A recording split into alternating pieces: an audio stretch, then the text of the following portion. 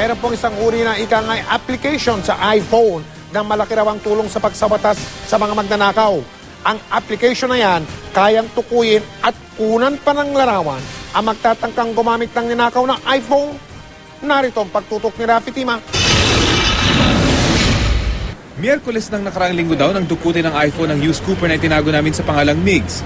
Pasakay daw siya sa MRT Quezon Avenue papuntang Ortigas nang maganap ang insidente.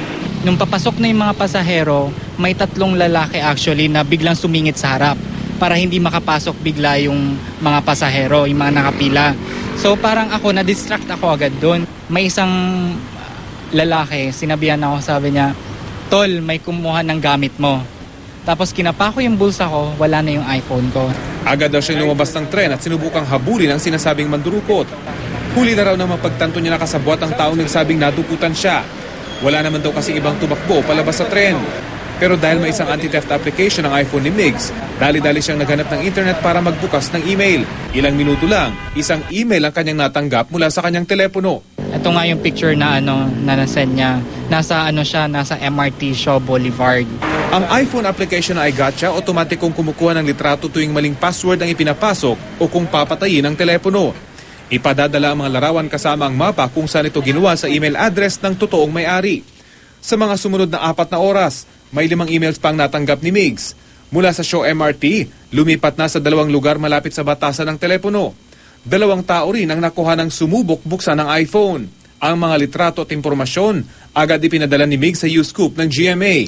Inilapit naman namin ito sa pulisya. Gamit ang impormasyon, sinubukang tuntunin ng mga pulis sa mga suspect. Pinagtanong-tanong po natin sa lugar, meron po sila na ibigay pong pangalan at nung tayo magkandak po ng validation, impossible police operation, wala na po siya rin sa area. But accordingly, itong sa mga kapitbahay, lumalakad din po ito ng hold up at snatching. Minor de edad ang suspect na natunto ng mga pulis base sa pictures na nakunan ng telepono habang nasa MRT. Gamit ang litrato at mapa ng lugar habang sinusubukang buksan ng iPhone. Isa sa ilalim daw ng pulisya sa surveillance ang iba pang suspect. Pakiusap lang ng PNP, kasuhan ng mga biktima ang mga nahuhuli nilang suspect. Isang kaparehong insidente raw kasi ang kanilang narisolba gamit ang phone finder feature ng telepono, pero napilitan silang pakawalan ng suspect. Yung victim po, hindi na po nagpakita. Nung makuha niya po yung unit niya, kukunan po namin siya ng statement for subsequent filing of the case. Hindi na po siya lumutang.